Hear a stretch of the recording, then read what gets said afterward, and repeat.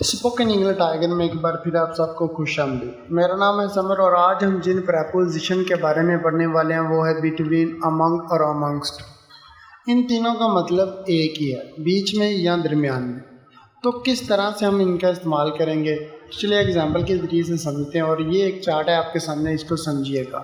देखिए, जब हो दो के दरमियान, जब हो दो ऑब्जेक्ट और उनके दरमियान में कोई चीज़ हो तो तब हम बिटवीन का इस्तेमाल करते हैं, और दो से ज़्यादा के लिए हम अमंग का इस्तेमाल करते हैं। और पता है कि वहाँ कितने ऑब्जेक्ट हैं या लोग हैं तो तब हम अमंग का इस्तेमाल करते हैं। और दो से ज़्यादा के दरमियान हम अमंगस्ट का इस्तेमाल करते हैं और पता नहीं कि यहाँ पर ऑब्जेक्ट कितने हैं या लोग कितने हैं। देखिए, between two object, among more than two object how many given, amongst more than two object how many not given. तो किस तरह से हमने इनका इस्तेमाल करना है, चलिए एग्जाम्पल के ज़रिए से समझते हैं। देखिए, वो अदन और नहमिया के दरमियान में है। अदन और नहमिया दो हैं तो वो है उनके दरमियान, वो कौन, हमारा सब्जेक्ट। तो जब वो दो के दरमियान में होगा तो तब हम बिटवीन का इस्तेमाल करेंगे। ही इज़ बिटवीन अदन एंड नहमिया। मैंने दो किताबों के दरमियान में फ़ोन रखा। किसके? दो किताबों में। तो यहाँ है दो ऑब्जेक्ट और मैंने उनके दरमियान में फ़ोन रखा, तो मैं कहूँगा I kept the phone between two books.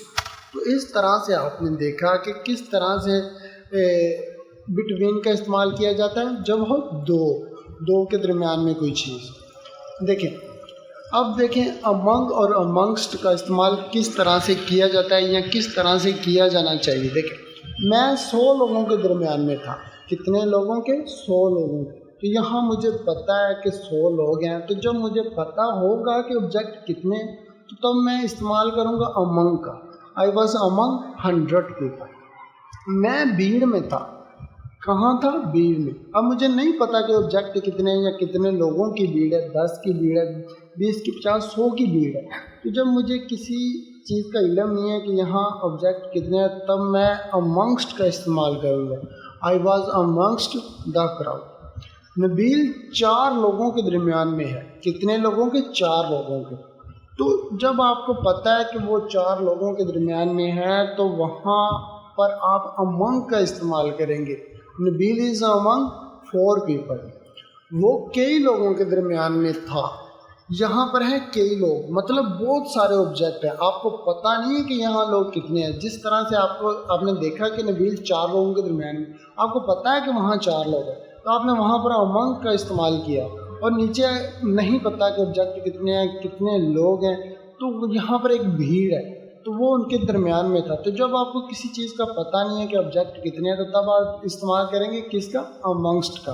तो मैं कहूँगा he was amongst many people. तो इस तरह से आपने देखा कि अमंग और अमंगस्ट का इस्तेमाल किस तरह से किया जाता है और किस तरह के सेंटेंस में किया जाता है। तो अगर आपको किसी चीज़ की समझ नहीं आई तो आप वीडियो को एक बार फिर से देखें ताकि आपका हर एक कॉन्सेप्ट अच्छे से क्लियर हो जाए।